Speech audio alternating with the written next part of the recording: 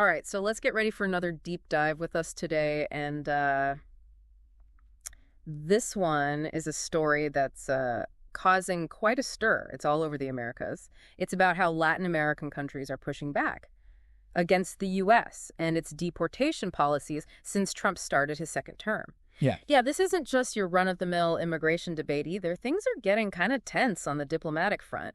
There's a growing feeling that the way these deported folks are being treated, well, it's just not right. We've got a whole stack of stuff to go through, news articles, official statements, and expert analyses. So let's try to untangle this whole thing, figure out what's really happening, why these countries are taking a stand, and what it all means for everyone involved, you know? You know what I find really fascinating about all this is how it shows the whole global power dynamic shifting. It's like these Latin American countries aren't just going to sit back and take it anymore. They're pushing back, and it's making some serious waves. Yeah, it's definitely shaking things up. So let's rewind to the beginning of all this, shall we? Trump's second inauguration, January 20th, 2025. And almost right away, he cranks up the deportations. And not in a subtle way either. We're talking about using military C-17s for these deportation flights. That's a whole new ballgame. Using military aircraft for this, it sends a very clear message, right? It's almost like a show of force, like the U.S. is dead serious about this policy. And then, to top it off, they send another 1,500 troops down to the U.S.-Mexico border. It's like they're going all in on this. Yeah, it definitely feels like a major escalation. And other countries are picking up on it. Colombia, for instance, they flat out refused to accept 2 U.S. military flights. The ones carrying Colombian migrants, I mean. And their president, Gustavo Petro, he didn't hold back either. He said, and I quote, "The U.S. cannot treat Colombian migrants as criminals."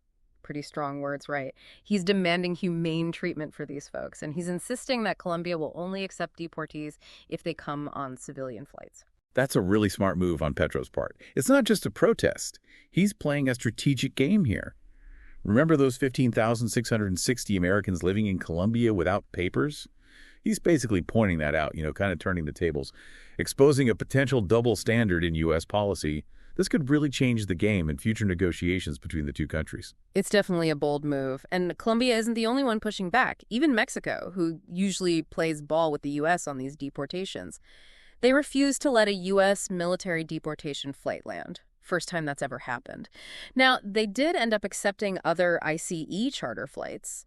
But that initial refusal, it speaks volumes, doesn't it? Oh, absolutely. It shows that even Mexico, a country that's got a lot to lose economically if they upset the U.S., even they're willing to take a stand. It's a matter of principle, you see. It really highlights how strongly they disagree with this whole thing. And then there's this other thing adding to the tension. Some U.S. flights have been going way out of their way to avoid Mexican airspace. They're taking these weird detours. Those flight path changes, yeah. They're not just some random thing. They're a symptom of how strained things are between the U.S. and Mexico. The U.S. can't just call the shots anymore. And these detours just show how tricky things are getting for them because of all this pushback. So we've got Colombia and Mexico making their positions pretty clear. But wait, there's more. Brazil jumped in too. They condemned what they called the degrading treatment of Brazilian deportees on this one commercial flight. They were particularly upset about the use of handcuffs and a broken air conditioning system. And President Lula da Silva, he didn't sugarcoat it either. He straight up accused the U.S. of blatant disrespect. And get this, he made sure Brazilian officials were there when that flight landed to take the handcuffs off the deportees. That's a powerful image, right? A direct challenge to U.S. authority and a clear sign of solidarity with those migrants. Yeah, you don't see that every day. These are some pretty strong reactions. And coming from countries that have been U.S. allies for a long time. So how did the Trump administration handle all this? Oh, Trump. He hit back fast and hard, especially against Colombia. He slammed them with these emergency tariffs. Started at 25%, then bumped it up to a whopping 50% within a week. And that's not all. He threw it in visa restrictions, made customs inspections tougher, and slapped on some financial penalties too. Wow, that's some serious economic muscle he's flexing there. It makes you wonder, why are we seeing this level of resistance now? The U.S. has always depended on other countries to take back deportees, right? Yeah, it's true. And it's important to keep in mind that countries like China and Cuba, they've always refused to cooperate with these U.S. deportation efforts. It shows you that American power does have its limits. But what's different now is that it's countries that usually go along with it that are pushing back. So what's changed? Why are these countries feeling like they can stand up to the U.S. now in a way they didn't before? Well, experts are saying that there's been a shift in the whole global power dynamic. Countries like Brazil and Colombia, they're not as dependent on the U.S. economically as they used to be. Yeah. That gives them more leverage in these situations. Yeah. It's like they have more room to maneuver now. They're not afraid to call the U.S. out. Exactly. And, there's this quote from Tony Payan. He's a fellow at Rice University. Kind of sums it up perfectly. He said, Brazil and Colombia can do it more easily, as any tariff threats from Trump would not affect them that much. Mexico had to exercise a greater degree of caution. That's a good point. Yeah. It's a risky move, for sure. But beyond all the politics and the economics, this whole situation, it raises some serious ethical questions, doesn't it? Oh, absolutely. Yeah. It's easy to get caught up in analyzing the power dynamics. But we got to remember the human cost of all this. Right. We're talking about families being ripped apart. People being sent back to countries they might not even remember. And a lot of times, they're being sent back to dangerous situations. Yeah. And then there are those reports about how these deportees are being treated, the handcuffs, the terrible conditions on the flights. It's pretty disturbing stuff. It's dehumanizing, Yeah. And we can't forget about the psychological impact either.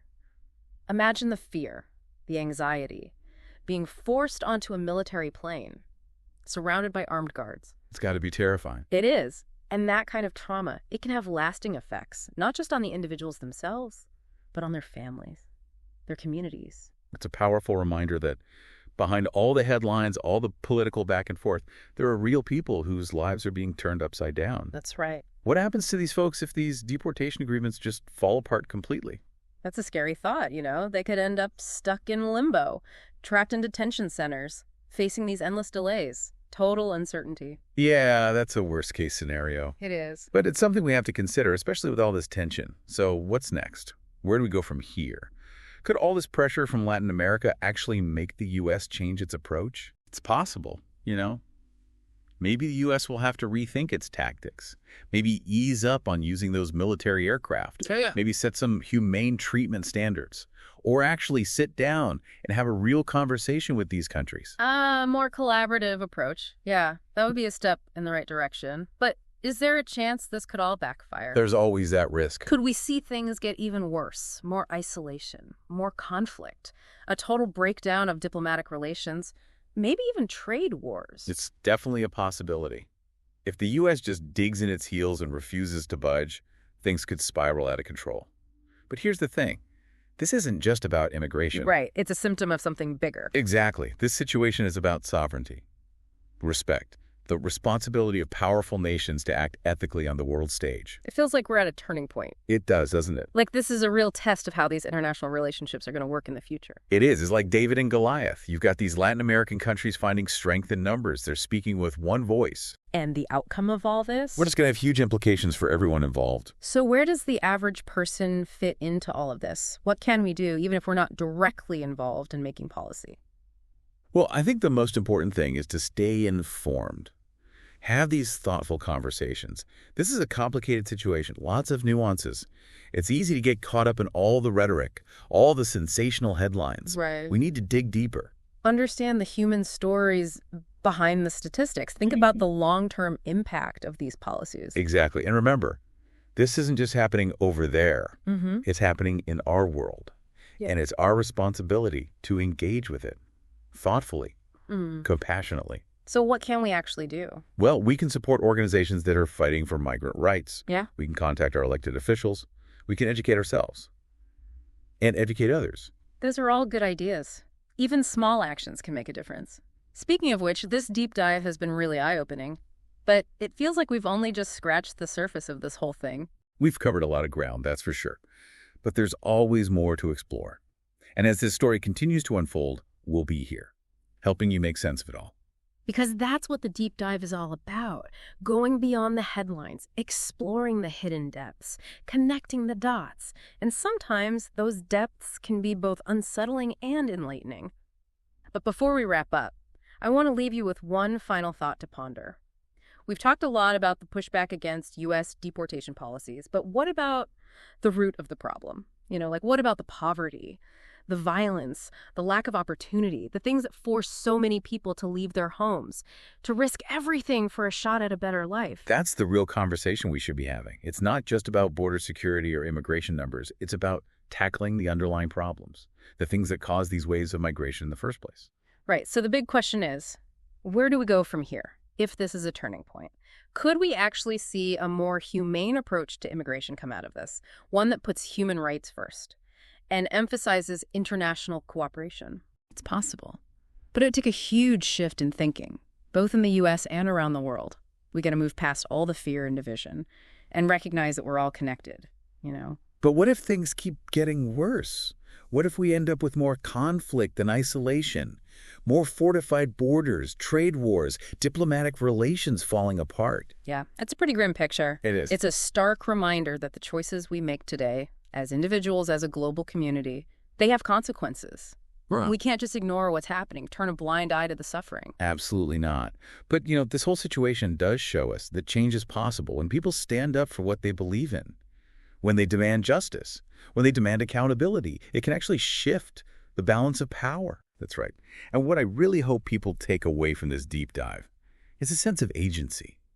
This isn't just something happening over there, something we have no control over. We can stay informed. We can have these thoughtful discussions. We can support the organizations that are out there fighting for migrant rights. We can amplify the voices of the people who are often silenced. Every action counts, no matter how small.